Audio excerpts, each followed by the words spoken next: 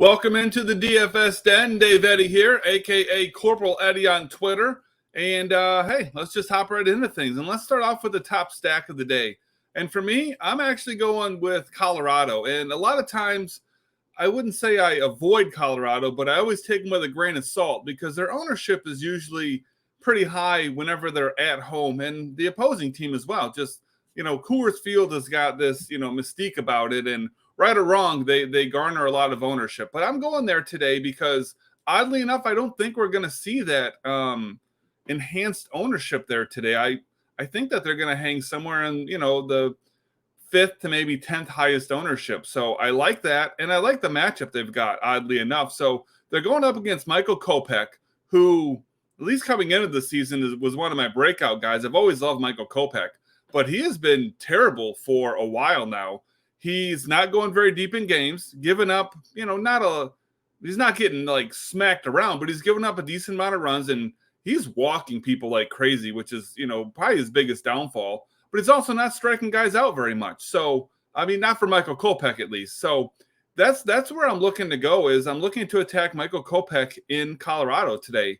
And so with that in mind, my top hitter is going to be CJ Cron, who should be hitting right in the middle of that order.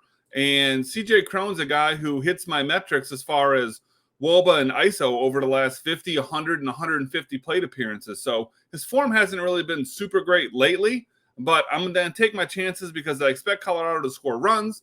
And if they do, he's likely going to be a big part of that. The other guy I like is actually a little bit off the wall. I like Darren Ruff. He's on the road going up against Tyler Gilbert of Arizona.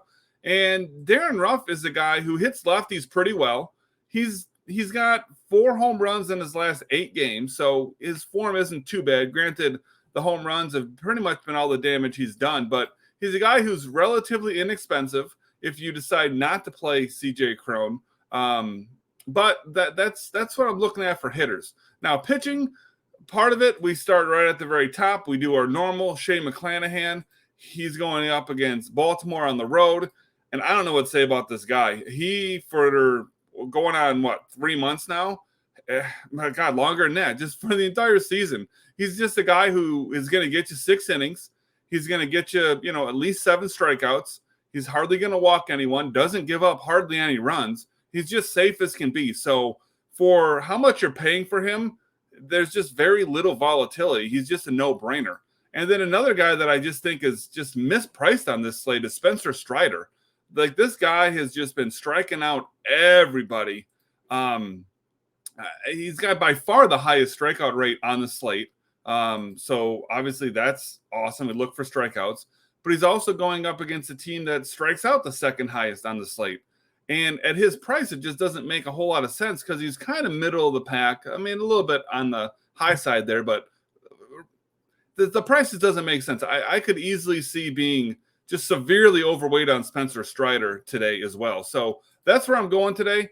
If you have not done so already, go ahead, pop over here and subscribe to the channel. You can turn on notifications so you can get an alert every time a video comes out so you don't miss anything and you can get it right off the bat.